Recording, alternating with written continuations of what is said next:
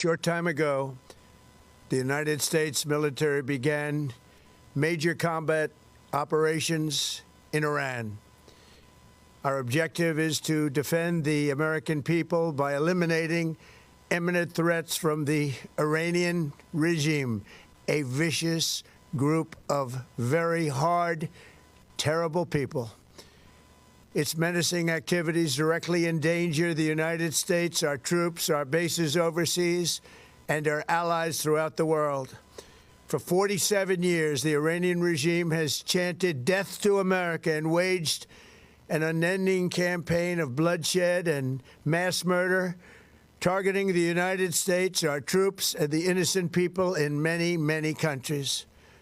Among the regime's very first acts was to back a violent takeover of the U.S. Embassy in Tehran, holding dozens of American hostages for 444 days. In 1983, Iran's proxies carried out the Marine barracks bombing in Beirut that killed 241 American military personnel. In 2000, they knew and were probably involved with the attack on the USS Cole. Many died. Iranian forces killed and maimed hundreds of American service members in Iraq. The regime's proxies have continued to launch countless attacks against American forces stationed in the Middle East in recent years, as well as U.S. naval and commercial vessels in international shipping lanes. It's been mass terror, and we're not going to put up with it any longer. From Lebanon to Yemen and Syria to Iraq, the regime has armed, trained, and funded terrorist militias that have soaked the earth with blood and guts. And it was Iran's proxy, Hamas, that launched the monstrous October 7th attacks on Israel, slaughtering more than 1,000 innocent people, including 46 Americans, while taking 12 of our citizens hostage. It was brutal, something like the world has never seen before. Iran is the world's #1 state sponsor of terror and just recently killed tens of thousands of its own citizens on the street as they protested. It has always been the policy of the United States, in particular my administration, that this terrorist regime can never have a nuclear weapon. I'll say it again, they can never have a nuclear weapon. That is why in Operation Midnight Hammer last June, we obliterated the regime's nuclear program at Fordow, Natanz, and Isfahan. After that attack, we warned them never to resume their malicious pursuit of nuclear weapons, and we sought repeatedly to make a deal. We tried. They wanted to do it. They didn't want to do it. Again, they wanted to do it. They didn't want to do it. They didn't know what was happening. They just wanted to practice evil. But Iran refused, just as it has for decades and decades. They've rejected every opportunity to renounce their nuclear ambitions, and we can't take it anymore. Instead, they attempted to rebuild their nuclear program and to continue developing long-range missiles that can now threaten our very good friends and allies in Europe, our troops stationed overseas, and could soon reach the American homeland. Just imagine how emboldened this regime would be if they ever had and actually were armed with nuclear weapons as a means to deliver their message. For these reasons, the United States military is undertaking a massive and ongoing operation to prevent this very wicked, radical dictatorship from threatening America and our core national security interests. We are going to destroy their missiles and raise their missile industry to the ground. It will be totally, again, obliterated.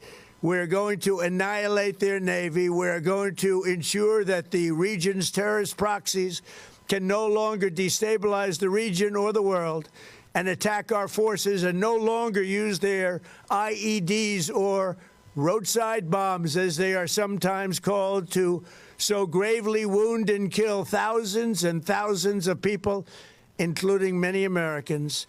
and we will ensure that Iran does not obtain a nuclear weapon. It's a very simple message. They will never have a nuclear weapon. This regime will soon learn that no one should challenge the strength and might of the United States Armed Forces.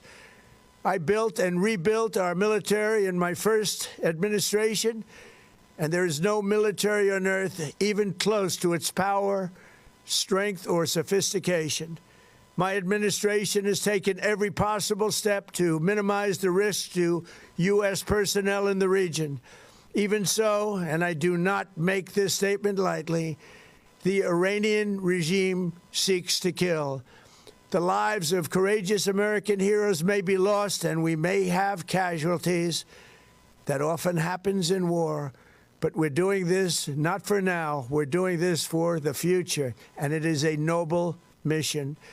We pray for every service member as they selflessly risk their lives to ensure that Americans and our children will never be threatened by a nuclear-armed Iran.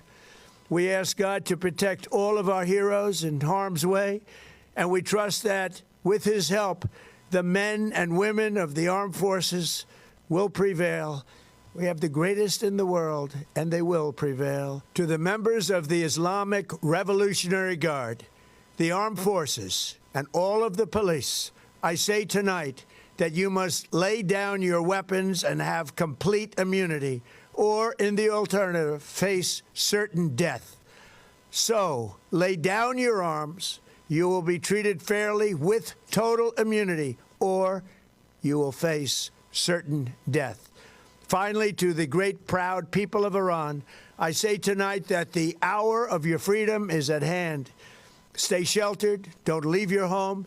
It's very dangerous outside. Bombs will be dropping everywhere. When we are finished, take over your government. It will be yours to take. This will be probably your only chance for generations. For many years, you have asked for America's help, but you never got it. No president was willing to do what I am willing to do tonight. Now you have a president who is giving you what you want. So let's see how you respond. America is backing you with overwhelming strength and devastating force. Now is the time to seize control of your destiny and to unleash the prosperous and glorious future that is close within your reach. This is the moment for action. Do not let it pass. May God bless the brave men and women of America's armed forces. May God bless the United States of America. May God bless you all. Thank you.